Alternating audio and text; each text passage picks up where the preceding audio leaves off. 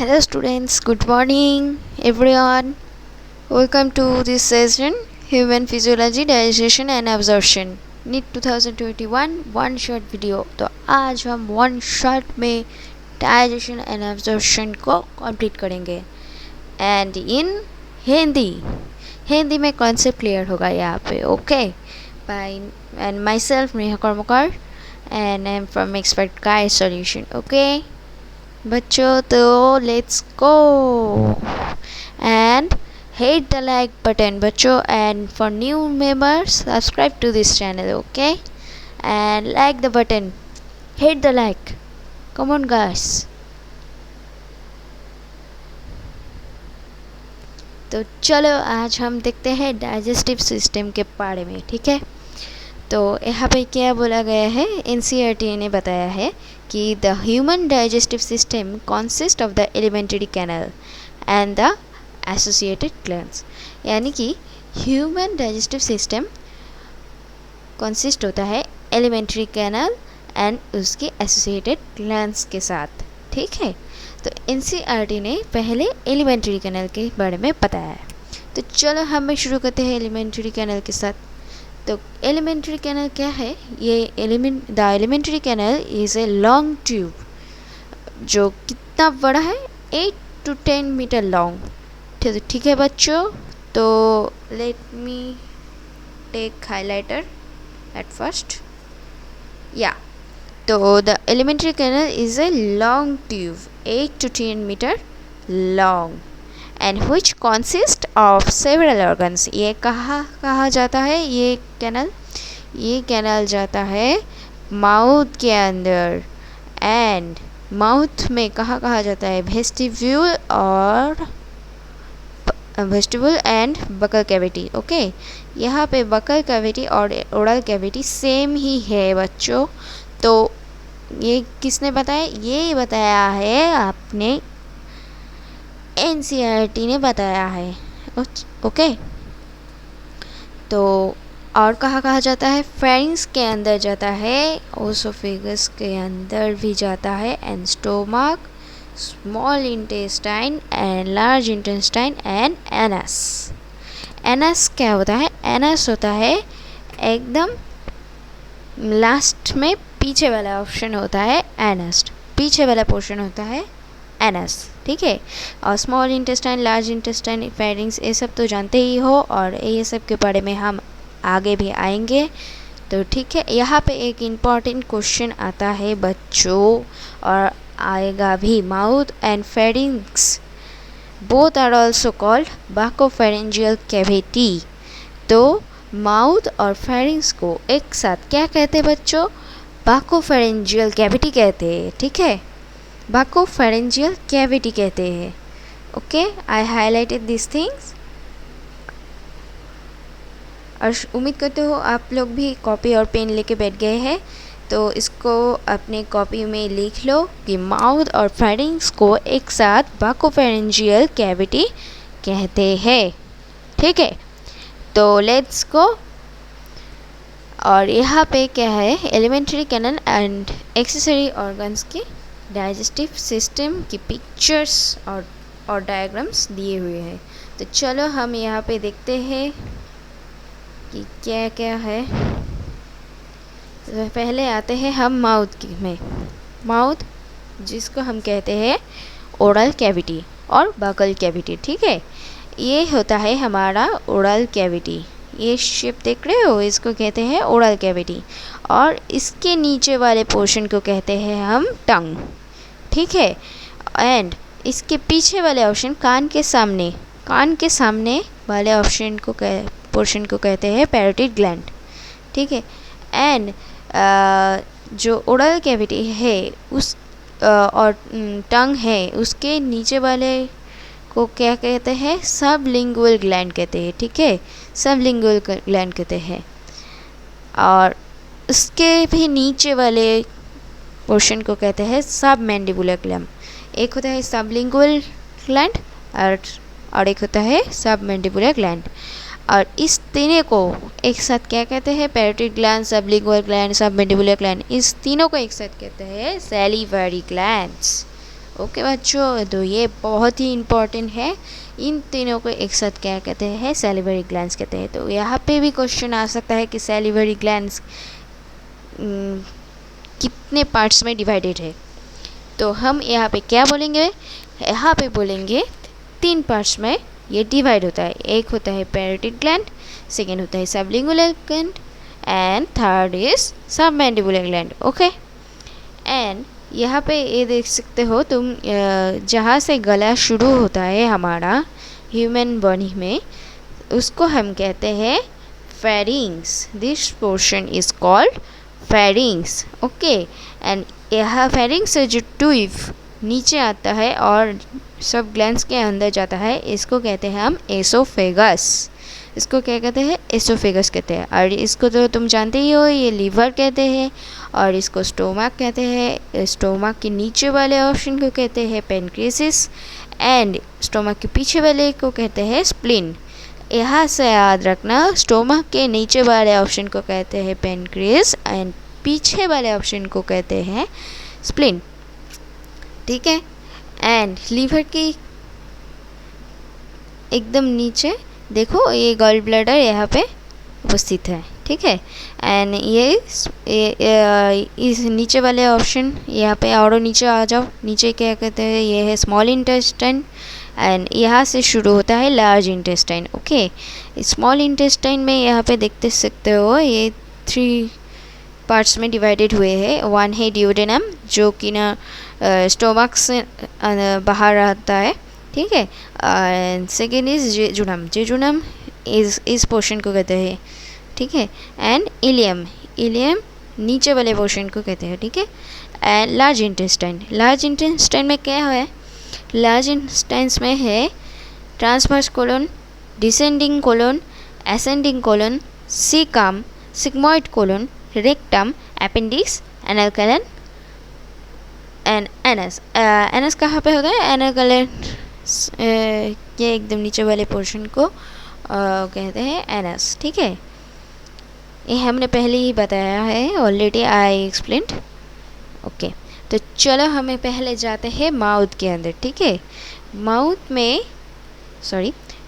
में क्या क्या है हम देखेंगे। ठीक है, mouth consist of vestibule and buccal और ओरल कैविटी।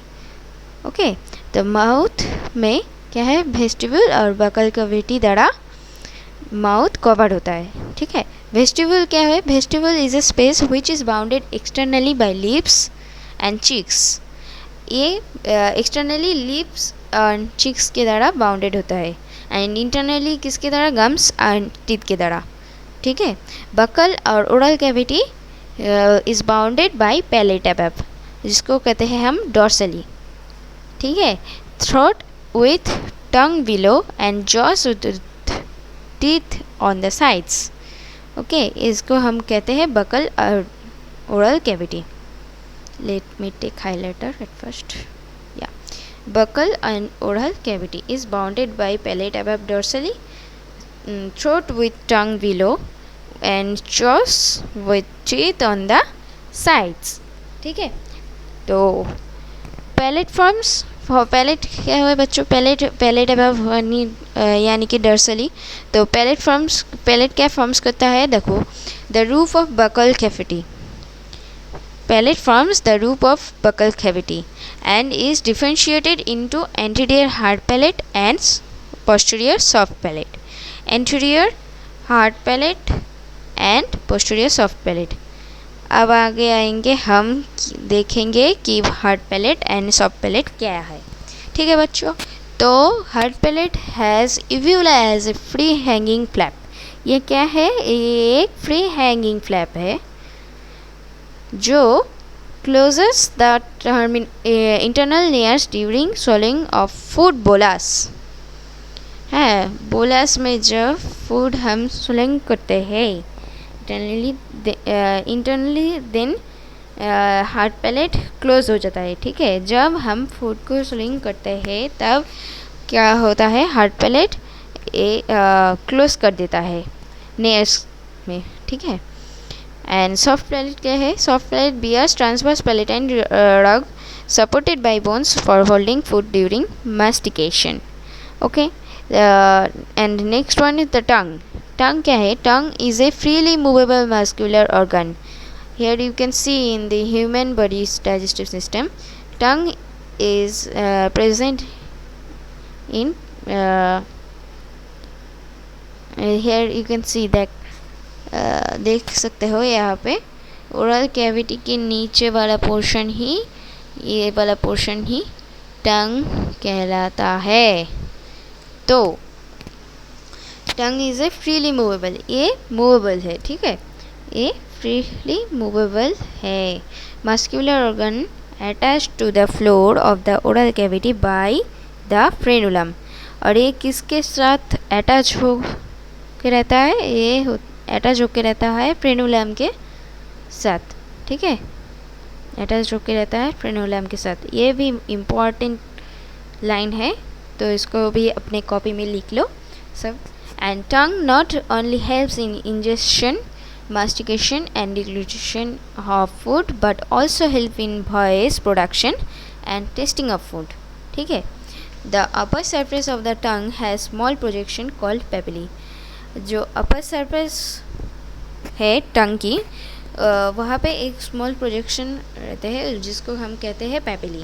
और पैपिली के कुछ कुछ ऐसा है कि जो कि टेस्ट करने में काम आता है। टेस्ट, इसलिए इसको क्या कहते हैं? टेस्ट बड्स कहते हैं। Some of which bear taste buds, okay, taste buds, yeah. Then teeth. Teeth क्या होता है? Teeth are hard structures meant for tearing, cutting, crushing and holding food. You know already, right? And each tooth is embedded in a socket of jawbone. This type of attachment is called thecodont. दांत क्या होता है? दांत होता है दांत प्रत्येक socket के अंदर सॉकेट होता है, एक क्या बोलूँ, एक कवर टाइप होता है जिसके अंदर दांत घुसे रहते हैं, ठीक है। उस अटैचमेंट को हम कहते हैं थेकोडॉन्ट। और ये किसने कहा है? एनसीईआरटी ने कहा है बच्चों। तो each tooth is embedded in a socket of jawbone. This type of attachment is called thecodont, ठीक है।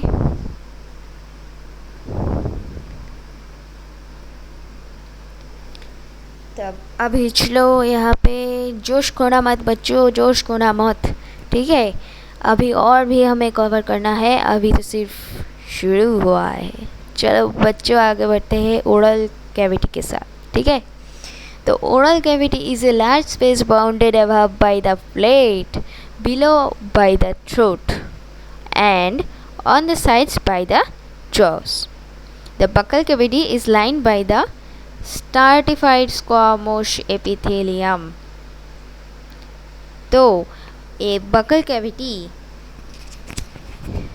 किसकी द्वारा लाइन से सजी रहती है? ये बताओ पहले। Stratified squamous epithelium द्वारा, okay. Each tooth is embedded in a socket of jawbone. तो प्रत्येक दांत घुसे रहते हैं सॉकेट जॉ में, ठीक है। दिस टाइप ऑफ अटैचमेंट को हम कहते हैं thecodont. I already told. Majority of mammals including human being forms two sets of teeth during their life. A set of temporary milk or deciduous teeth are replaced by a set of permanent or adult teeth. यानी कि हमारे जीवन में, यानी कि human body में दो प्रकार के टीथ होती है। एक होते हैं मिल्क और डिसीडियस टीथ हम कहते हैं, यानी कि दूध के दांत हम कहते हैं, और सेकेंड कहते हैं परमानेंट और एडल्ट टीथ, ठीक है। तो इसका फार्मूला हम आगे आगे देखेंगे कि क्या है इसका formula. This type of dentition is called diphyodont. ये जो मिल्क टीथ रिप्लेस्ड होता है ना बाय सेट ऑफ परमानेंट और एडल्ट टीथ के द्वारा, इसको हम कहते हैं डाइफायोडोंट, ठीक है। क्या कहते हैं बच्चों? Diphyodont. An adult human has 32 permanent teeth. एक एडल्ट ह्यूमन के कितने दांत होते हैं? 32 होते हैं, 32 परमानेंट टीथ होते हैं। Which are the 4 different types? Okay, 4 प्रकार के दांत होते हैं, नाम क्या है अब देखते हैं। चलो, इंसिजर नाम है एक का, जिसको हम आई से इंडिकेटेड करते हैं, और सेकेंड है canine C, and then premolars PM, and the last one molars or last molars also called. Okay, so ICPMM: incisors, canine, premolars and molars. Arrangement of teeth in each half of the upper and lower jaw in the order ICPMM is represented by a dental formula which in human is 2 1 2 3 divided by 2 1 2 3. ये थोड़ा नीचे रह गया, पर okay समझ लेना बच्चों। Okay, in human is 2 1 2 3 by 2 1 2 3। एक कब होता है बच्चों? जब 25 ईयर्स हो जाता है, एक ह्यूमन एडल्ट हो जाते हैं, तब होता है ये formula 2 1 2 3 by 2 1 2 3। But when 18 plus होते हैं, जब एक ह्यूमन जब 18 प्लस होता है, तब डेंटल फार्मूला थोड़ा चेंज आता है। क्या आता है? 2 1 2 2 2 1 2 2। और छोटे बच्चे के, यानी कि जो बेबीज़ होते हैं, बेबीज़ के कितने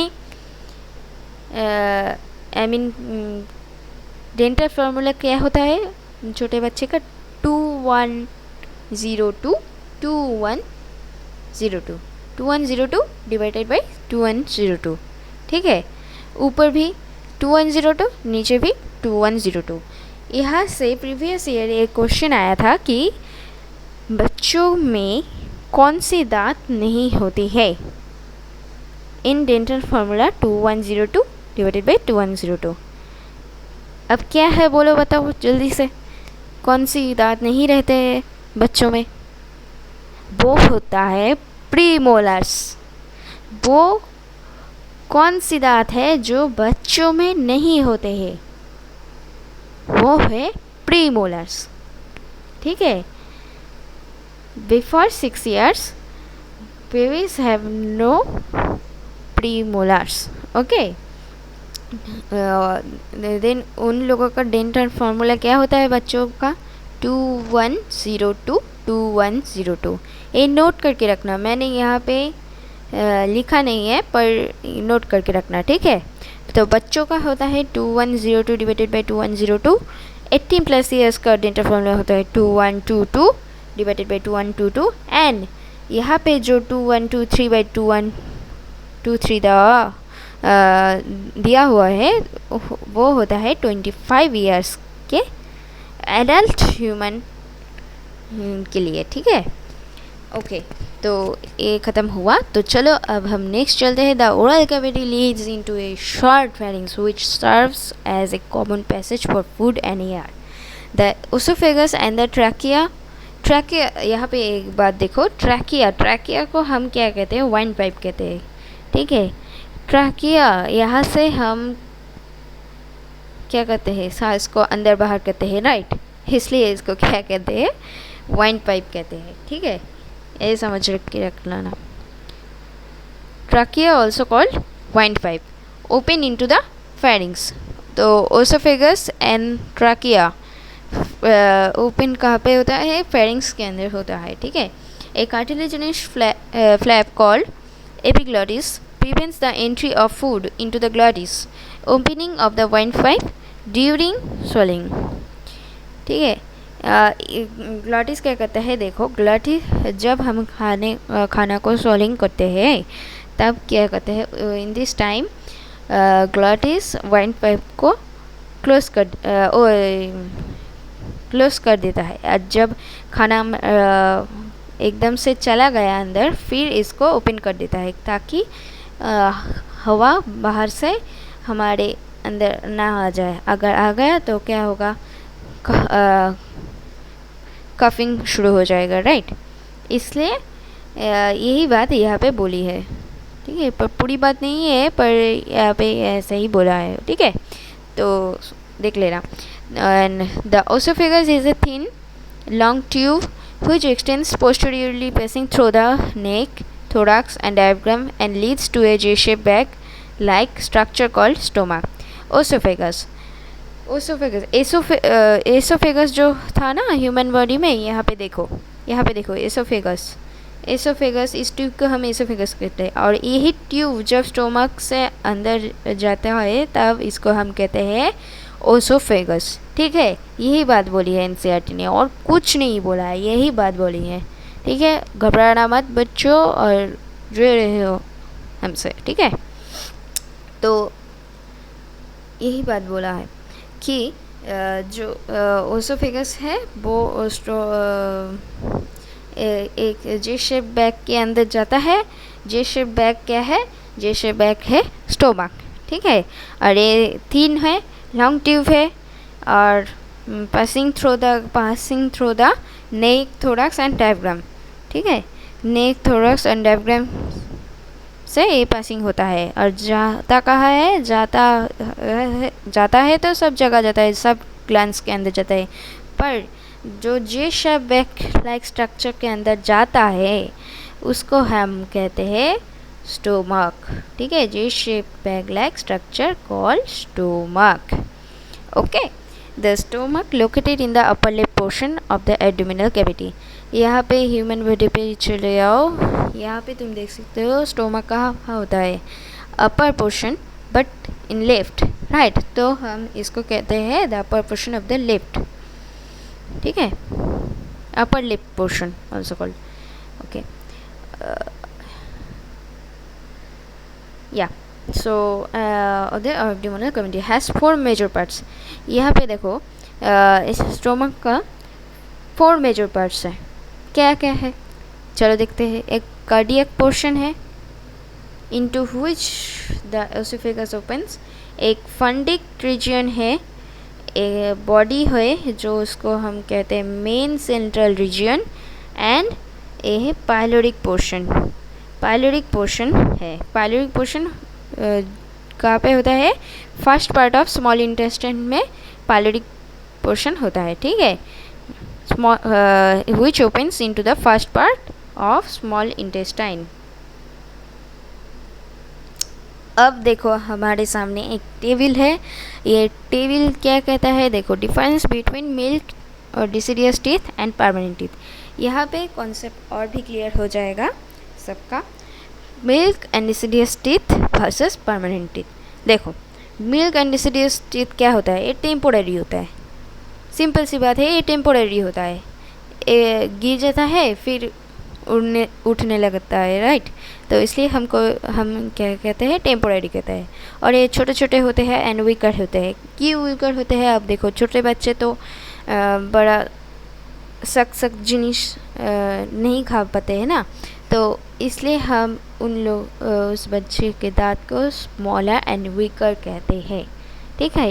इससे याद रखना। एंड परमानेंट टीथ क्या होता है? परमानेंट टीथ होता है स्ट्रॉन्गर एंड परमानेंट। जैसे जैसे हम बड़े हो जाते हैं, जब हम इतने स्ट्रॉन्ग हो जाते हैं, जब हम बड़े होते हैं, जब स्ट्रॉन्ग हो जाते हैं, तब हमारा टीथ भी स्ट्रॉन्गर एंड परमानेंट हो जाता है, ठीक है। इससे याद रखना। एंड सेकेंड क्या कहते हैं? सेकेंड बोल रहा है start interrupting after 6 months of both and appears between 6 to 24 months। यानी कि 6 months से मेल टीथ उठना शुरू हो जाता है, ठीक है। अंडर बिटवीन 24 months, कि 24 months के अंदर ये मिल्क टीथ हो जाता है बच्चों में, ठीक है। और परमानेंट टीथ में क्या कहते हैं? Stronger and permanent begins replace milk teeth in the 6th year of age and usually completed by 24 years। यहाँ पे क्या बोला है? देखो, यहाँ पे बोला है जो स्ट्रॉन्गर एंड परमानेंट टीथ है वो 6th ईयर, ह्यूमन के 6th ईयर होने के बाद ही सब रिप्लेस हो जाता है, मिल्क टीथ रिप्लेस हो जाते हैं, और जो नए टीथ है वो उठ जाते हैं, ठीक है। यहाँ से शुरू होते हैं ग्रो करना। और ये चलता है 24 ईयर्स तक। 24 ईयर्स तक एक एडल्ट ह्यूमन के टीथ बढ़ना शुरू हो जाता है, ठीक है। और जाते रहते ये परमानेंट भी हो जाता है। एंड रिप्लेस मिल्क टीथ भी रिप्लेस हो जाते हैं, ठीक है। एंड मिल्क टीथ कितने सारे हैं? 20 in number, 10 each in upper and lower jaw, okay. And permanent teeth कितने हैं? 32 इन नंबर। परमानेंट टीथ कितने हैं? 32 in number. In which time? In when a human 25 plus years in old, then 32 in number, okay। and बच्चों में कितनी होती है? 20 in number, okay, 10 each in upper and lower jaw, okay, clear। and milk teeth के types कितने होते हैं? 3 types. क्या क्या होता है? Incisor, canines and molar. देखो हमने अभी एक क्वेश्चन पूछी थी जो प्रीवियस ईयर में आया था कि बच्चों में कौन सी टीथ नहीं होते हैं। तो क्या नहीं होते हैं बच्चों? प्रीमोलर टीथ नहीं होते हैं, ये याद रखो ध्यान से, ठीक है। प्रीवियस ईयर में आया है ये। एंड परमानेंट टीथ कितने प्रकार होते हैं? 4 टाइप्स होता है, सब होता है। इंसीजर होता है, कैनिन्स होता है, प्रीमोलर होता है, मोलर भी होता है, ठीक है। तो चलो हम चलते हैं फेरिंग्स की ओर। फेरिंग्स क्या है? Pharynx is a common passage for food and air. It is divisible into नेसोफेरिंग्स, lies behind nasal cavity. Nasal cavity में नेसोफेरिंग्स होता है, ठीक है। नेसल कैविटी में नेसोफेरिंग्स होता है। एंड ओरोफेरिंग्स फेरिंग्स 3 प्रकार होते हैं, नेसोफेरिंग्स, ओरोफेरिंग्स एंड लैरिंगोफेरिंग्स। सेकेंड होता है ओरोफेरिंग्स क्या करता है? एक कॉमन पैसेज होता है फूड एंड एयर का, ठीक है। एंड लैरिंगोफेरिंग्स क्या करता है? लैरिंगोफेरिंग्स ओसोफेगस को लीड करता है, ठीक है। लैरिंगोफेरिंग्स क्या करता है? लैरिंगोफेरिंग्स का काम ही है ओसोफेगस को लीड करना, और कोई काम नहीं है इसका, ठीक है। तो फेरिंग्स 3 प्रकार होता है। पहले तो pharynx is a common passage for food and air. And second pharynx 3 प्रकार होता है। नेसोफेरिंग्स होता है जो नेसल कैविटी में पाया जाता है। एंड ओरोफेरिंग्स जो एक कॉमन पैसेज है फॉर फूड एंड एयर की। एंड लैरिंगोफेरिंग्स होता है जो ओसोफेगस को लीड करता है, ठीक है, ओके। तो यहाँ से फेरिंग्स ख़त्म हो गया। एंड चलते हैं ओसोफेगस की ओर। The oesophagus is a thin long tube 25 semi.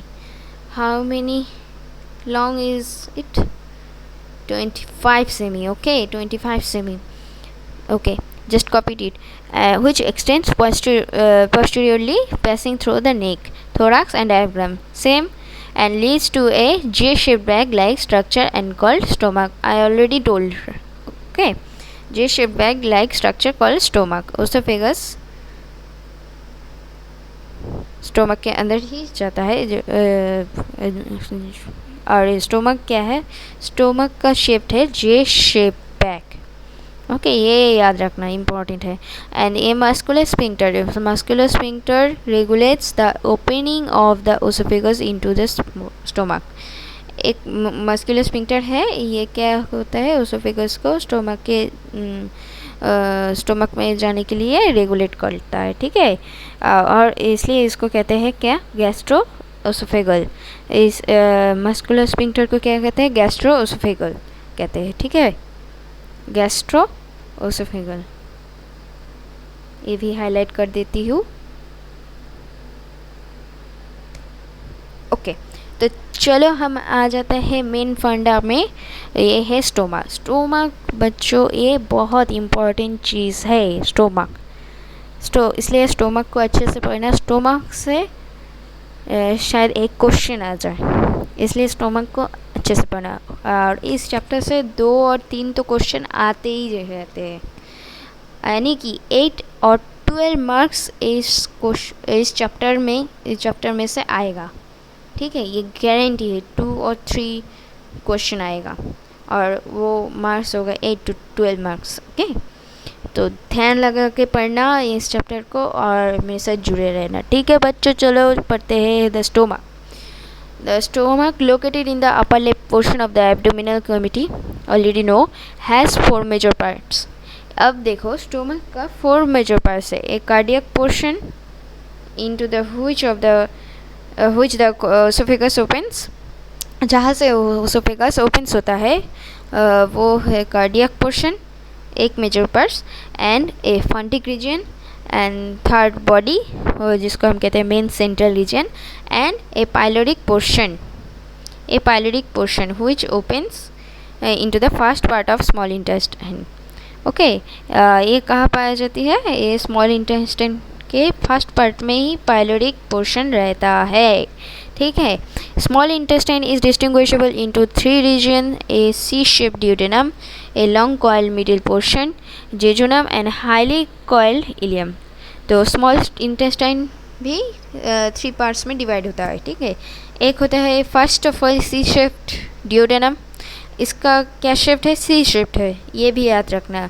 J shaped नहीं है बच्चों. जे शेप्ड किसका है? जे शेप्ड है स्टोमा का, एंड सी शेप्ड है डिओडेनम का. ठीक है. ये बहुत मिस्टेक होता है बच्चों से, तो ख्याल रखना बच्चों. ठीक है. A long coiled middle portion jejunum. A long coiled middle portion, एक मिडिल पोर्शन है उसको कहते हैं जेजुनम, एंड हाईली कॉइल्ड है एक, इसको कहते हैं इलियम. ठीक है. The opening of the stomach into the duodenum is guarded by the pyloric sphincter. और ये opening of the stomach duodenum किसकी तरह गार्डेड है? पाइलोरिक स्फिंक्टर की तरह. पाइलोरिक स्फिंक्टर इस डिओडेनम को गार्ड करता है. ठीक है. And ileum opens into the large intestine. Ileum कहाँ पे जाके ओपन होता है? फिर लार्ज इंटेस्टाइन पे. ठीक है. लार्ज इंटेस्टाइन पे जाके फिर ओपन होता है. Okay. And it consist of caecum, और कहा जाता है caecum, colon and rectum. Caecum क्या होता है? Caecum is a small blind sac. Small blind sac है which host some symbiotic micro organism. ये क्या करता है? ये होस्ट करता है सम सिम्बायोटिक माइक्रो ऑर्गेनिजम्स को.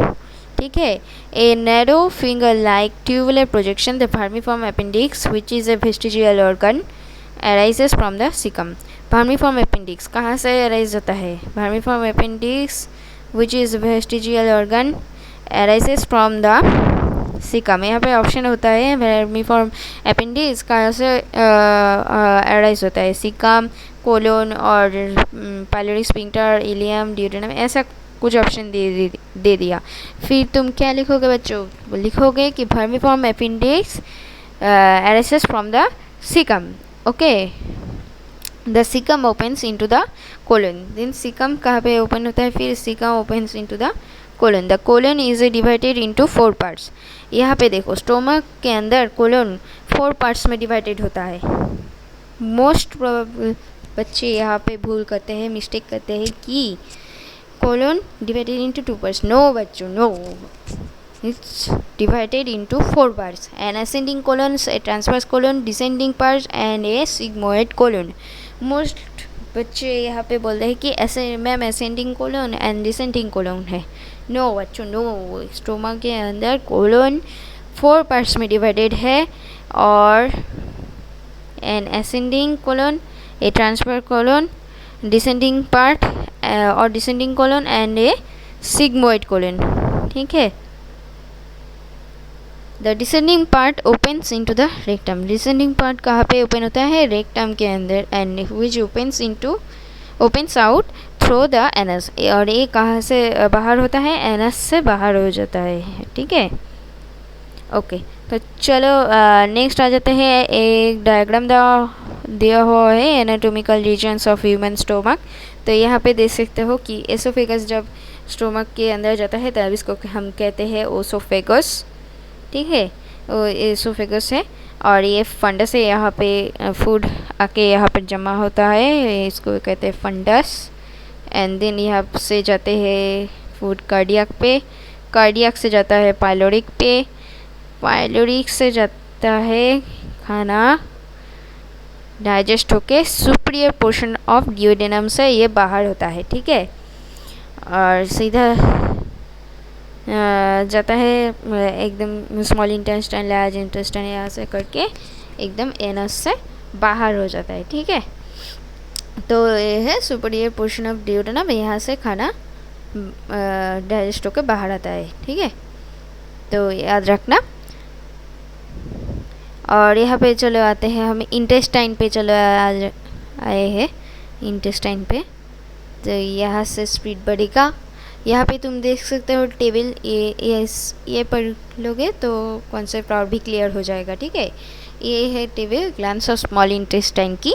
इंटेस्टाइन तो टू प्रकार से, एक है स्मॉल इंटेस्टाइन और सेकेंड है largest intestine, right, small intestine and large intestine. Okay, small intestine is a distinguishable into three regions: U-shaped duodenum and a long coiled middle portion jejunum and a highly coiled ileum, you know already. And चलो आते हैं small intestine पे क्या क्या glands है। एक है Brunner's gland, second है पेयर्स पैचेस, थर्ड है क्रिप्स ऑफ लिवर क्वीन। और पेयर पैचेस से एक बार एक क्वेश्चन आया था, शायद इस बार ब्रूनर ग्लैंड से आ जाए, तो इसलिए ये टेबल अच्छे से पढ़ना। ओके, ब्रूनर्स ग्लैंड में क्या है देखो, found in duodenum only. Okay, Brunner's gland कहाँ पे पाई जाती है? ड्यूडेनम के अंदर ही ब्रूनर्स ग्लैंड होता है। ठीक है, और यह ब्रूनर्स ग्लैंड से क्या सीक्रेट होता है? Large amount of mucus secretion होता है, mucus secreting gland known as mucus gland. So इस ग्लैंड को क्या कहते हैं? म्यूकस ग्लैंड भी कहते हैं। ठीक है, ब्रूनर्स ग्लैंड को म्यूकस ग्लैंड भी कहते हैं। किस लिए कहते हैं? क्योंकि ये बहुत मात्रा पे म्यूकस सीक्रेट करता है, इसलिए हम क्या कहते हैं? म्यूकस ग्लैंड कहते हैं। और ये किसने बताया बच्चों? एनसीईआरटी ने बताया। तो चलो अब देखते हैं पेयर्स पैचेस में क्या बताया। Okay wait a minute, sorry. हाँ, तो लेट मी टेक हाइलाइटर। या Peyer's patches, this are lymph nodules. Okay, Peyer's patches ये क्या है? ये है lymph nodules. They produce lymphocytes. ये क्या प्रोड्यूस करते हैं? ये प्रोड्यूस करते हैं लिम्फोसाइट को प्रोड्यूस करता है। ठीक है, ये बहुत ही इंपॉर्टेंट क्वेश्चन है, एक बार आ चुका है। and lymphocytes are phagocytic in nature which destroy harmful bacteria. Okay, and then crypts of Lieberkühn क्या है अब देखते हैं। चलो, crypts of Lieberkühn known as intestinal gland, इसको क्या कहते हैं? इसको इंटेस्टिनल ग्लैंड भी कहते हैं। ठीक है, क्रिप्स ऑफ लिवर क्वीन को इंटेस्टिनल ग्लैंड भी कहते हैं। And found in duodenum and ileum, ये कहाँ पे पाए जाते हैं? ये ड्यूडेनम पे एंड इलियम पे पाया जाता है। तो क्रिप्स ऑफ लिवर क्वीन कहाँ रहता है? ये ड्यूडेनम और इलियम पे। ठीक है, सिंपल सी बात है, ये ड्यूडेनम और इलियम पे क्रिप्स ऑफ लिवर क्वीन रहता है और इसको इंटेस्टिनल ग्लैंड भी कहा जाता है। एंड ये क्या सीक्रेट करता है? Secrete succus entericus. Okay, that is intestinal juice.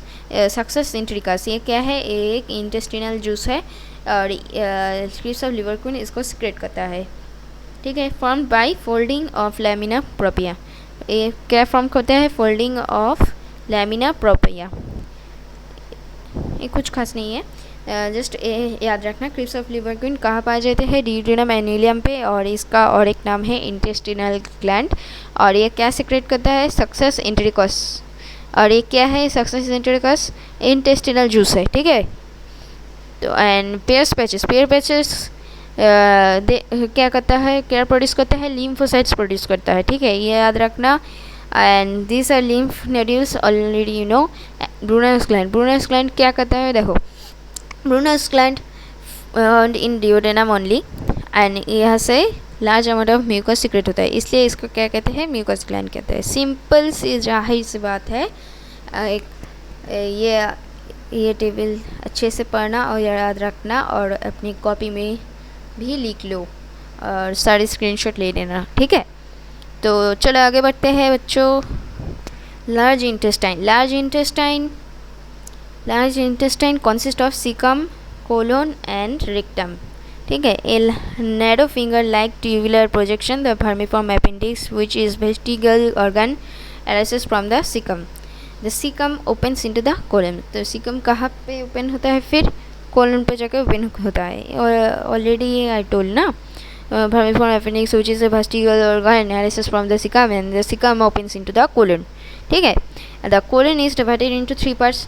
यहाँ पे देखो ये इंटेस्टाइन पे कोलन 3 पार्ट्स पे डिवाइडेड होता है। One is ascending colon and second is transverse colon and is descending part। Okay, stomach पे क्या होता था, स्टोमक पे कोलन 4 पार्ट्स पे डिवाइडेड होता है, an ascending colon, transverse colon, descending parts and a sigmoid colon, right? But intestine पे colon का होता है, colon 3 parts पे divided होता है, an ascending, a transverse and a descending part। ठीक है बच्चों, तो याद रखना, ये बहुत ही इम्पॉर्टेंट चीज़ है। स्टोमक में कोलन 4 पार्ट्स में डिवाइड होता है एंड इंटेस्टाइन में कोलन 3 पार्ट्स में डिवाइडेड होता है। ठीक है, और इंटेस्टाइन में कोलन में सिग्मोइड कोलन नहीं रहता है। ये एक बहुत बड़ा क्वेश्चन आ सकता है यहाँ से, तो बच के रहना। ठीक है बच्चों, तो colon bacteria also synthesized vitamin B12 and K। It's also important. colon bacteria also synthesize vitamin B12 and K। Anus is the terminal interferior opening of alimentary canal which is guarded by an internal involuntary sphincter and an external voluntary sphincter। ठीक है, guarded किसकी द्वारा होता है, an internal voluntary sphincter के द्वारा और external voluntary sphincter के द्वारा। ठीक है, the wall of alimentary canal from oesophagus to rectum possesses 4 layers, namely serosa, muscularis, submucosa and mucosa। तो alimentary canal जब ओसोफेगस से रेक्टम के ओर प्रोसेस होता है तब 4 लेयर्स उसको बाउंड करना पड़ता है। क्या क्या है वो लेयर्स, जल्दी से बताओ बच्चों, जल्दी से। सेरोसा, मस्क्यूलरस, सब म्यूकोसा एंड म्यूकोसा। ठीक है, ये होता है 4 लेयर्स जो कि एलिमेंट्री कैनल को बाउंड करना होता है ओसोफेगस से रेक्टम की ओर। ठीक है, और यहाँ पे देखो ये एक बहुत बड़ा ह्यूमन क्या कर रहा है, रन अप कर रहा है बहुत तेज़ी से। तो हम भी कर रहे हैं ना रन अप, तो चलो हम भी रन अप कर रहे हैं, और चलो let's go and guys everybody like the session. Okay, and for new member subscribe to our channel. Okay बच्चों, तो चलो हम चलते हैं इस आदमी की तरह, हम भी चलो चलते हैं, गो लेट्स गो। तो आ गए हैं हम डाइजेस्टिव ग्लैंड्स की ओर। अब हमें पढ़ना है digestive glands। The digestive glands associated with the alimentary canal include the salivary glands। ठीक है, the liver and the pancreas। the liver and the pancreas। तो digestive glands associated with the alimentary canal included the salivary glands and the liver and the pancreas। Saliva is mainly produced by 3 pairs of salivary glands। Okay, saliva is mainly produced by 3 pairs of salivary glands। The parotids is present in cheek portion, the submaxillary or submandibular which is in lower jaw parts, and the sublinguals below the tongue। Okay, the parotids cheek, the submaxillary or submandibular in lower jaw portion and the sublingual below the tongue। ठीक है, this gland situated just outside the buccal cavity। यह buccal cavity के बाहर की ओर present होता है। ठीक है, secrete salivary juice into the buccal cavity, और salivary juice secrete करता है बकल कैविटी के अंदर। ठीक है, बकल कैविटी के बाहर ये प्रेजेंट होता है और बकल कैविटी के अंदर ये salivary juice secrete करता है। ठीक है, these 3 types of salivary gland। Okay, liver is the largest gland of the body and weighing about 1.2 to 1.5 kg. So what is the weightage of liver in human body? 1.2 to 1.5 kg in an adult human. Okay, it is situated in the abdominal cavity just below the diaphragm and has two lobes. Okay, just below the diaphragm के कुछ नीचे ही ये present होता है liver और abdominal cavity में होता है एंड इसके टू पार्ट्स होता है, टू लोब्स होता है एक होता है the hepatic lobes. Hepatic lobes are the structural and functional units of liver containing hepatic cells arranged in the form of cords. ठीक है, तो hepatic lobules are the structural and functional units of liver. ये क्या contain करता है? ये hepatic cell को contain करता है और अरेंज करता है कॉर्ड्स को. ठीक है, हेपाटिक सेल्स क्या अरेंज करता है? हेपाटिक सेल अरेंज करता है द फॉर्म ऑफ कॉर्ड्स को. And each lobule is covered by a thin connective tissue sheath. It's called Gleason's capsule. So it's also important line,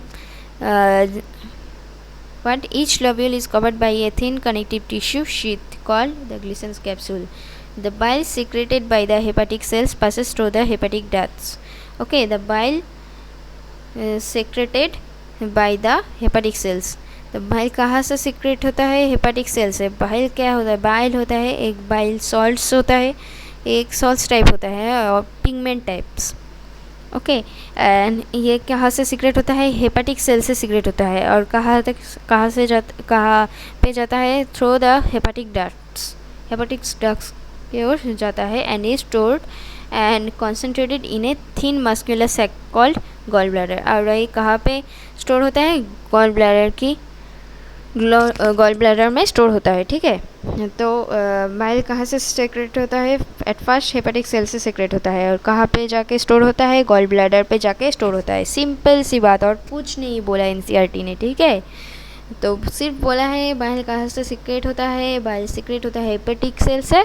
और कहाँ पे जाके स्टोर होता है? गॉल ब्लैडर पे जाके स्टोर होता है. और कुछ नहीं बच्चों, और कुछ नहीं. The duct of gall bladder, इसको क्या कहते हैं? सिस्टिक डक्ट कहते हैं. The duct of gall bladder को क्या कहता है? सिस्टिक डक्ट कहता है. Along with the section of the small intestine mucosa showing villi. Okay, mucosa showing villi, and villi lacteal capillary scripts artery vein the hepatic duct from the liver from the common bile duct. Okay, तो यहाँ पे क्या होता है? Mucosa Willie पे show होता है. ठीक है, small intestinal mucosa showing villi and villi lacteal capillary crypts artery vein the hepatic duct from the liver forms the common bile duct. Okay, the bile duct and the pancreatic duct open together into the duodenum as the common hepatopancreatic duct, which is guarded by a sphincter called the sphincter of Oddi. Okay, the pancreas is a compound elongated organ situated between the limbs of the C-shaped duodenum. ठीक है, तो elongated organ situated between the limbs of the C-shaped duodenum. ये सब organ कहाँ पे situated होता है? सब जाके duodenum पे situated होता है. ठीक है, the exocrine portion secretes an alkaline pancreatic juice containing enzymes and the endocrine portion secretes hormones, insulin and glucagon. Hormones like insulin and glucagon. Okay, so containing enzymes, alkaline pancreatic juice contains enzymes. Okay, and in the endocrine portion secretes, endocrine portion क्या secrete करता है? Hormone secrete करता है, insulin करता है, glucagon करता है, ये सब करता है. ठीक है, तो यहाँ पे देखो, यहाँ पे एक लेडी की सैलिवरी ग्लैंड्स की पिक्चर दिया हुआ है. तो यहाँ पे तुम देख सकते हो अच्छे से डायग्राम दिया हुआ है पैराटाइड ग्लैंड्स का. पैराटाइड ग्लैंड्स कहाँ पे सिचुएटेड होता है? देखो, पैराटाइड ग्लैंड्स कान के सामने एकदम सिचुएटेड होता है. यहाँ से जो डक्ट बाहर आता है उसको क्या कहते हैं? स्टेंशियन डक्ट्स कहते हैं बच्चों, स्टेंशियन डक्ट्स. ओके, याद रखो, पैराटाइड ग्लैंड से जो डक्ट बाहर आता है वो उसको कहते हैं स्टेंशियन डक्ट्स कहते हैं. बहुत इम्पोर्टेंट है इस बार इसके लिए, ठीक है। एंड देन जो के पीछे और होठ के नीचे जो है सबलिंगुअल ग्लैंड है, यहाँ पे देख सकते हो, और इसके ऊपर जो डक्ट आता है सब मैक्सिलरी ग्लैंड और सब मैंडिबुलर ग्लैंड इसके पीछे ही होता है, और यह इससे जो सब मैक्सिलरी और सब मैंडिबुलर ग्लैंड से जो डक्ट सीक्रेट होता है वो डक्ट को क्या कहते हैं, व्हाइटस्टोन डक्ट। और सबलिंगुअल ग्लैंड के जो देखो एक नहीं, 1 2 3 4 यहाँ पे दिखा हुआ है 4, but many more ducts is present in sublingual gland. सो इसको इस डक्ट्स को क्या कहते हैं, बर्थुलिन्स ग्लैंड डक्ट्स कहते हैं, ओके, बर्थुलिन्स डक्ट कहते हैं, ओके। सो पैरोटिड ग्लैंड से जो डक्ट बाहर आता है उसको कहते हैं स्टेंशियंस डक्ट। सबलिंगुअल ग्लैंड से जो डक्ट्स बाहर आता है उसको कहते हैं बर्थुलिन्स डक्ट। सब मैक्सिलरी ग्लैंड और सब मैंडिबुलर ग्लैंड से जो डक्ट्स बाहर आता है उसको कहते हैं व्हाइटस्टोन डक्ट्स, ठीक है बच्चों। Is that clear to all of you? Okay, तो चलो नेक्स्ट जाते हैं, डाइजेशन ऑफ फूड। यहाँ पे देखो प्रोसेसिंग बताया हुआ है कि फूड कैसे डाइजेस्ट होता है, ठीक है। तो चलो हम देखते हैं कि कैसे होता है। The process of digestion is accomplished by mechanical and chemical process. कैसे होता है, मैकेनिकल प्रोसेस से होता है और केमिकल प्रोसेस से होता है, ठीक है। Mucus in saliva helps in lubricating and adhering and masticated food particles into a bolus. Bolus के अंदर म्यूकस सलीवा क्या कहते हैं, बोलस के अंदर सलीवा क्या करता है, हेल्प करता है फूड को लुब्रिकेटिंग में, एडहरिंग में एंड मैस्टिकेटेड में, ठीक है। The bolus is then conveyed into the pharynx. इन बोलस से कहा जाता है वो खाना चला जाता है आपकी pharynx and then into the oesophagus and then कहा जाता है ओसोफेगस में स्टोमक के अंदर, ठीक है, बाय सॉलिंग और डिग्लूटिनेशन की द्वारा ये सब खाना स्टोमक के अंदर ऐसे ओसोफेगस से पासिंग होके जाता है, ठीक है।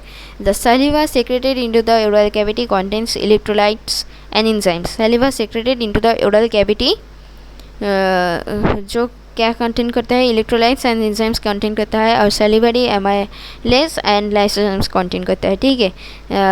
और सलीवा वहाँ से सिक्रेट करता है, ओरल कैविटी से सिक्रेट होता है, यू नो ऑलरेडी। और क्या क्या कंटेन करता है, इलेक्ट्रोलाइट्स कंटेन करता है, एंजाइम्स कंटेन करता है, सलीवरी एमाइलेज कंटेन करता है, लाइसोसोम कंटेन करता है, ठीक है। अब चले आते हैं फंक्शन ऑफ सलीवरी जूस। सलीवरी जूस कैसे बनता है हम देखेंगे। देखो स्टार्च से कैसे मोल्टोस, आइसोमोल्टोस और लिमिट डेक्स्ट्रिन पाया जाता है। स्टार्च से अगर टायलिन और डायस्टेस अगर केमिकल रिएक्शन करे तो हम क्या पा सकते हैं, उससे मोल्टोस और आइसोमोल्टोस और लिमिट डेक्स्ट्रिन पा सकते हैं। एंड बैक्टीरिया जो लिविंग बैक्टीरिया है उसको अगर हम लाइसोजाइम से रिएक्शन कराएंगे तो क्या होगा, बैक्टीरिया सब मर जाएगा, राइट, बैक्टीरिया किल्ड। सो ऐसे ही दिखा हुआ, ऐसे ही दिया हुआ है यहाँ पे कि स्टार्च जो टायलिन एंड डायस्टेस से केमिकल रिएक्शन कर रहा है और क्या पाया है, मोल्टोस, आइसोमोल्टोस एंड लिमिट डेक्स्ट्रिन पाया है, राइट। एंड बैक्टीरिया यानी कि लिविंग बैक्टीरिया लाइसोसोम से अगर रिएक्शन करे तो क्या होगा, बैक्टीरिया इज किल्ड, राइट। तो बैक्टीरिया सब के सब मर जाएंगे अगर लाइसोसोम से रिएक्शन किया तो, राइट, ठीक है। तो चलो आप चले आते हैं, यार जोश मत खोना, यहाँ पे बहुत इंटरेस्टिंग पार्ट हो रहा है, ठीक है। स्टोमक के अंदर हम अब जाएंगे, देखेंगे कि क्या होता है। देखो the stomach stores the food for 4 to 5 hours. Stomach food को कितने टाइम तक स्टोर करके रखता है, सबसे इम्पॉर्टेंट बात, 4 to 5 आवर्स। कितने बच्चों, 4 to 5 hours. The food mixes thoroughly with the acidic gastric juice of the stomach by the churning movements, by the कैसा करता है, churning movements हो गए and of its muscular wall and is called the chyme। और इसको क्या कहते हैं, काइम कहते हैं। The pro enzyme pepsinogen, pro enzyme pepsinogen, pepsinogen क्या है, प्रो एंजाइम, ये भी हाईलाइटेड कर लेती हूँ। On exposure to hydrochloric acid gets converted into the active enzyme pepsin, ठीक है। वो एक्सपोजर होकर हाइड्रोक्लोरिक एसिड्स पाता है, जो कहाँ से गेट्स, हाइड्रोक्लोरिक एसिड कहाँ से गेट होता है, converted into the active enzymes pepsin, okay. फिर कन्वर्टेड कहाँ पे होता है, एक्टिव एंजाइम पेप्सिन पे। And the proteolytic enzyme of the stomach, कहाँ पे, the proteolytic enzyme of the stomach. Pepsin converts proteins. Pepsin converts in proteins into proteases and peptones or peptides. The mucus and the bicarbonate present in the gastric juice play an important role in lubrication and protection of the mucosal epithelium from excoriation by the highly concentrated hydrochloric acid. By the highly concentrated hydrochloric acid. HCl provides the acidic pH, which is 1.8 pH temperature, 1.8 optimal for pepsins. Renin is a proteolytic enzyme found in gastric juice. ये कहाँ पाई जाती है, gastric juice में of on infants, which helps in the digestion of milk proteins. Okay. Small amounts of lipase are also secreted by the gastric glands. Various types of movements are generated by the muscularish layer of the small intestine. These movements help in a thorough mixing up of the food with various secretion in the intestine and thereby facilitate digestion. The bile, pancreatic juice and the intestinal juice are the secretion released into the small intestine. Pancreatic juice and bile are released through the hepatopancreatic duct. So pancreatic juice and bile are released. Pancreatic juice and bile कहाँ से release होता है, देखो ये सबसे important चीज़ है, हेपाटोपैनक्रियाटिक duct से, ठीक है। तो पेनक्रेटिक जूस एंड बाइल कहाँ से रिलीज होता है इस टाइम पे, हेपाटोपैनक्रियाटिक डक्ट से, ठीक है। The pancreatic juice contains inactive enzymes trypsinogen, trypsinogen, procarboxy peptidase, amylase, lipase and nuclease. Trypsinogen is activated by an enzyme enterokinase secreted by the intestinal mucosa into active trypsin, which in turn activates the other enzymes in the pancreatic juice, ठीक है। और ऐसा कुछ नहीं है यहाँ पे। The bile release into the duodenum contains in the bile pancreas, same thing, एक ही चीज़ बार बार बोली है NCERT ने। Bile breaking down of the fats into very small micelles, ठीक है। Bile also activates lipase. Intestinal mucosal epithelium has goblet cells which secretes mucus. goblet cells से भी mucus secrete होता है, ठीक है। The secretion of the brush border cells of the mucosa along with the secretion of the goblet cells constitute the intestinal juice or succus intricus, ठीक है। तो और कुछ नहीं बोला है, एक ही चीज़ दोहराई गई है यहाँ पे, ठीक है। यहाँ पे और कुछ इम्पोर्टेंट नहीं, यहाँ से जो हाईलाइट मैंने किया है वो सब कॉपी कर लो और अच्छे से पढ़ लो, ठीक है। और कुछ खास नहीं है यहाँ पे। चलो हम चलते हैं next, the summary of absorption in different parts of digestive system, ठीक है। माउथ के अंदर क्या देखा हमने, certain drugs coming in contact with the mucosa of mouth and lower side of the tongue are absorb into the blood capillaries lining them. And stomach के अंदर क्या दिखा, स्टोमक के अंदर दिखा absorption of water, simple sugars and alcohol etcetera takes place. And small intestine के अंदर क्या दिखा, principal organ for absorption of nutrients, the digestion is completed here, and the final products of digestion such as glucose, fructose, fatty acid, glycerol and amino acids are absorbed through the mucosa कहाँ से, mucosa से, through the mucosa into the blood stream, कहाँ पे, blood stream and lymph blood stream and lymph पे, ठीक है। and large intestine क्या है, absorption of water and some minerals and drugs takes place, okay।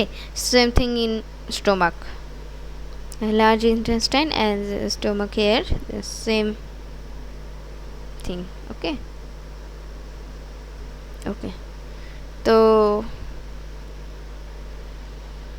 चलो यहाँ पे देखते हैं last part, disorders of digestive system की ओर। तो देखो बच्चों, यहाँ पे बहुत इंटरेस्टिंग चीज़ है, तो थोड़ा सा मज़े करके पढ़ते हैं। ओके, तो चलो, जॉन्डिस क्या होता है? देखो, जॉन्डिस तो जानते ही हो ऑलरेडी कि लीवर इफेक्टेड है, ये डिसऑर्डर्स लिवर इफेक्टेड है, और ये क्या करता है, स्किन और आइज़ को येलोइश करता है, right, due to the deposit of bile pigments.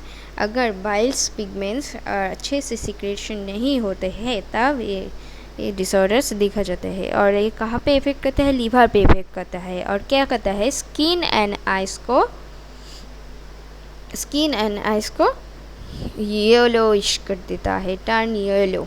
Okay, due to deposit of bile pigments. ये बहुत इंपॉर्टेंट चीज़ है, ठीक है, याद रखना। एंड वॉमिटिंग, ये बहुत खास चीज़ है। ये सिंपल से बता देता हूँ, अगर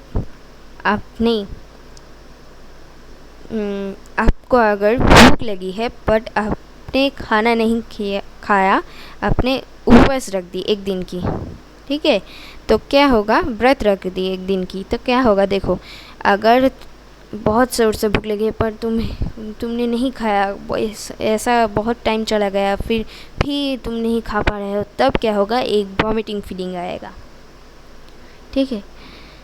क्योंकि तुम्हारा अगर तुम्हारे अंदर कोई खाना गया ही नहीं तो स्टोमक कैसे काम करेगा? स्टोमक काम करना स्लो कर देगा ना, तब क्या होगा, देखो, वॉमिटिंग फीलिंग आ जाएगा। ये एक बहुत ख़ास चीज़ है इसके। ये हुआ सिंपल सी बात। अब देखो क्या कहते हैं इंग्लिश वाला लाइन, देखो, चलो क्या कहते हैं, it is the injection of stomach contents through the mouth. This reflex action is controlled by the vomit centre in the medulla. A feeling of nerves proceeds vomiting. Same बात, same thing, a feeling of nerves proceeds vomiting, और कुछ नहीं, ठीक है, simple सी बात। Then diarrhoea, ये तो बहुत फनी थिंग्स है इसको क्या कह दिया एनसीईआरटी ने, abnormal frequency of bowel movement and increased liquidity of the facial discharge is known as diarrhea. It reduces the absorption of fluid. Okay, diarrhea, तो इसको कह दिया एबनॉर्मल। अगर डायरिया हो जाए तो क्या होता है, बार बार बाथरूम जाना पड़ता है, या तो क्या होता है, ये हमारे शरीर में लिक्विड की मात्रा बढ़ा देता है, इसलिए ऐसा डिसऑर्डर्स दिखा जाता है, डायरिया, ठीक है। इसको एनसीईआरटी ने बोला है एबनॉर्मल फ्रीक्वेंसी, ठीक है, तो याद रखना। कॉन्स्टिपेशन, अब देखो कॉन्स्टिपेशन क्या है। Constipation, the faeces are retained within the colon as the bowel movements occur irregularly। अगर बाउल मूवमेंट्स और कोलोन में बाउल मूवमेंट्स अगर रेगुलरली परफॉर्म कर रहा है, अगर कुछ ठीक ठाक नहीं चल रहा है, और कि आपकी डाइजेस्टिव सिस्टम क्रैक हो रहा है, तब ये डिसऑर्डर्स दिखा जाएगा, कॉन्स्टिपेशन, ठीक है। In constipation the faeces are retained within the colon as the bowel movements occur irregularly. Okay, और कुछ नहीं है। इंडाइजेशन क्या होता है, ये तो बहुत है। ये सिंपल से बात बता दो, आपने एक दिन में पिज़्ज़ा खा लिया, बर्गर खा लिया, अब ये समोसा भी खा लिया उसके ऊपर पिचकू सॉस डाल के, तब क्या होगा? इमेजिन करो बच्चों, इमेजिन करो कि क्या हो सकता है तुम्हारे साथ। ये सब स्पाइसी फूड खाने के लिए सब खाते हैं, स्पाइसी फूड, मैं भी खाती हूँ स्पाइसी फूड, पर एक दिन में इतना सारा नहीं, ओवर ईटिंग नहीं, ठीक है। एक दिन में अगर तुम पिज़्ज़ा खाए तो ओके, पिज़्ज़ा के साथ तुम कोल्ड ड्रिंक्स खा लो, अच्छे से डाइजेस्ट हो जाएगा, ठीक है। बर्गर खा लो, बर्गर के साथ तुम एक दिन में कोल्ड ड्रिंक खा लो, ठीक है। सब एक दिन कर खाना ही नहीं चाहिए, तभी फिर भी मैं बोल रही हूँ, मुझे पसंद है स्पाइसी फूड इसलिए बोल रही हूँ, ठीक है। तो अगर कोल्ड ड्रिंक्स के साथ तुम पिज़्ज़ा बर्गर ऐसे रिच टाइप खाना खाओगे तब जाके डाइजेशन अच्छे से होगा। अगर तुम एक दिन में पिज़्ज़ा बर्गर समोसे और एक्सेट्रा चिकन 65 ये सब खा लो तो इंडाइजेशन तो होगा ही, उसके साथ डायरिया भी हो जाएगा, उसके साथ वॉमिटिंग भी हो जाएगा, सब एकदम एकदम छड़ा बड़ा हो जाएगा, ठीक है। तो इसलिए ये बहुत फनी चीज़ है। In this condition the food is not properly digested leading to a feeling of fullness. The causes of indigestion are inadequate enzyme secretion, anxiety, food poisoning. Food poisoning और एक बात, एक प्लेट में एक कॉकरोच हट के चला गया और रन करके चला गया, तुमने देखा ही नहीं, उसी प्लेट में तुम नहीं धो के तुम खाना परोस रहे हो और खाना खा भी रहे हो, तब क्या होगा, तब फूड पॉइजनिंग होगा। तो ये और एक बात है। एंड और अगर एंजाइम सेक्रेशन अच्छे से नहीं हुआ तुम्हारे स्टोमक के अंदर तब क्या होगा, तब इंडाइजेशन हो सकता है। तो यहाँ पे enzyme secretion, anxiety, food anxiety तो तुम जानते ही हो, enzyme secretion, anxiety, food poisoning, over eating and spicy food. Over eating क्या है, जितना तुम खाते हो और खा सकते हो उतना ही खाओ, उससे ज़्यादा तुम अगर लूप करके खाओगे तब तुम्हें इंडाइजेशन होगा ही, प्लस डायरिया भी होगा। तो इसलिए ओवर ईटिंग मत करो, जितना नीडेड है उतना ही खाओ, ठीक है। इसलिए ये होता है इंडाइजेशन डिसऑर्डर्स। ओके, तो चलो हम चलते हैं पीएम। पीएम क्या होता है, पीएम फुल फॉर्म होता है प्रोटीन एनर्जी malnutrition। ओके, ये क्या होता है, चलो देखते हैं। Dietary deficiencies of proteins and total food calories are widespread in many underdeveloped countries of South and Southeast Asia, South America and West and Central Africa। Protein energy malnutrition मैंने अभी अभी बोला है, पीएम की फुल नेम क्या है, तो PM की फुल नेम है protein energy malnutrition, PEM may affect large section of the population during drought, okay, famine and political turmoil. This happened in Bangladesh during the liberation war। during the liberation war, जब liberation war हुआ था तब APM disorders बहुत लोगों को दिखाए गए थे, okay. And in Ethiopia during the Surf draft in mid 80s। PM affects infants and children to produce marasmus and kwashiorkor, जो चिल्ड्रंस में पाया जाता है, marasmus and kwashiorkor। ये पीएम ही एफेक्ट्स चिल्ड्रंस में marasmus एंड kwashiorkor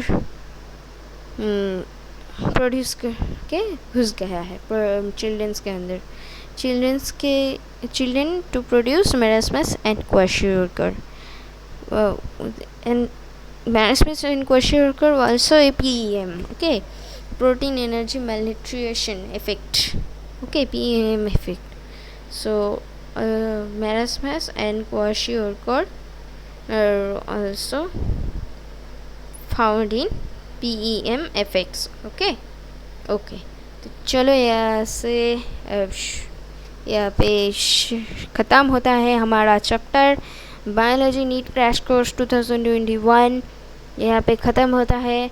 और ये कोमन की हैंड है और ये सबको कॉन्ग्रेचुलेट कर रही है कि कॉन्ग्रेचुलेशंस, तुम सब लोगों ने ये वाला चैप्टर ख़त्म कर दिया है, कॉन्ग्रेचुलेशन क्रैश कोर्स। ओह, तो चलो बच्चों लाइक कर दो सेशन को, and for new member subscribe to my channel expert guide, and expert guides always guide you. And बच्चों यहाँ पे ही ख़त्म नहीं हुआ, जोश को जोश में रखना, जोश को स्लो मत कर देना, ठीक है। तो यहाँ पे ही ख़त्म नहीं हुआ है, हम थोड़ा क्विज़ कर लेंगे। हमने पहले ही बोला है आज की सेशन में हम थोड़ा पूरा फुल कोर्स करेंगे, चैप्टर क्रैश कोर्स करेंगे 1 शॉट में, और फिर उसके बाद उसी चैप्टर के क्विज़ेस करेंगे। तो चलो क्विज़ेस शुरू करते हैं। तो ready for you? Are you ready guys? Okay चलो।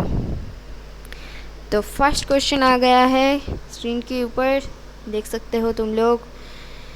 Quiz from this chapter, first question, bile is secreted by dash.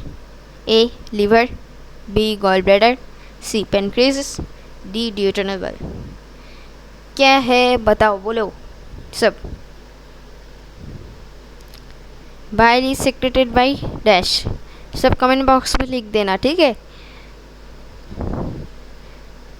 Liver, liver answer. Bile is secreted by liver. Liver से 80 to 89% बाइल सिक्रेट होता है। उसके बाद ये कहाँ जाके bile pigments कहाँ जाके स्टोर होता है? ये जाके स्टोर हो जाता है गॉल ब्लैडर पे, ठीक है। बाइल में क्या क्या होता है? बाइल में होता है बाइल पिगमेंट्स होता है, बाइल सॉल्ट्स होता है, ठीक है, और एंजाइम्स भी होता है, एलिमेंट्री एंजाइम्स भी होता है इसमें, ठीक है। और ये येलोइश ग्रीन अल्कलाइन सॉल्यूशन है एकदम। तो बाइल कहाँ से सीक्रेट होता है? लीवर से सीक्रेट होता है, मैंने पहले ही बोला है इसका आंसर, ठीक है। ओके चलो चलते हैं नेक्स्ट क्वेश्चन के अंदर। Next question is Brunner's gland are found in liver, oesophageal valve, pancreas, surface epithelium of intestine. कहाँ पे? Brunner's gland are found in, यहाँ पे पूछा गया है ब्रूनर्स ग्लैंड कहाँ पे मिलता है? लीवर पे, ओसोफेगल वाल्व पे, पैनक्रियास पे, सरफेस एपिथेलियम ऑफ इंटेस्टाइन पे, कहाँ पे मिलता है? ये देखो स्टिकर्स क्या बोल रहा है, यू डोंट रिमेंबर। मैंने अभी पढ़ाया है, तुमने रिमेंबर करो, just people remember things. Brunner's gland are found in what? In which place? This place is surface epithelium of intestine. Okay, तो कहाँ पे?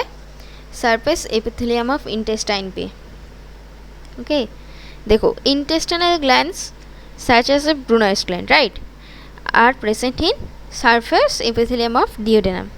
They are branched tubular glands, okay। वो लोग ट्यूबुलर ग्लैंड्स के साथ ब्रांच्ड होता है, एंड क्या सीक्रेट करता है large amount of mucus, okay. ये भी पॉइंट याद रख लो। ब्रूनर्स ग्लैंड कहाँ पे दिखाया जाता है? सरफेस एपिथेलियम ऑफ इंटेस्टाइन पे, ठीक है। और ये कहाँ ब्रूनर्स ग्लैंड ब्रांच होता है ट्यूबुलर ग्लैंड्स के साथ, और फिर क्या सीक्रेट करता है? Large amount of mucus secrete होता है बच्चों, म्यूकस सीक्रेट होता है। ये ध्यान से याद रखो, अपने दिमाग में ढुका लो, ठीक है, कि Brunner's gland surface epithelium of interest में होता है। ये बहुत ही इंपॉर्टेंट क्वेश्चन है और ये एक बार आ चुका है, ठीक है। ओके चलो, या आई गॉट दिस। जो लोग को आंसर मिल गए हैं वो बोलेंगे या आई गॉट दिस। या चलो नेक्स्ट क्वेश्चन पे जाते हैं। तो देखो यहाँ पे क्या लिखा है, next third question. Two friends are eating together on a dining table. One of them suddenly starts coughing while swallowing some food. This coughing would have been due to improper movement of what? Diaphragm, neck, tongue, epiglottis. यानी कि यहाँ पे पूछा गया है, दोनों friends एक dining table पे बैठ के खाना खा रहे थे और खा रहे हैं। एक उनमें से सडनली जब वो खाना सोलो कर रहा था तब खांसी शुरू होने लगी थी, ओके, कफिंग शुरू होने लगी, ठीक है। तो इस कफिंग की वजह क्या हो सकता है?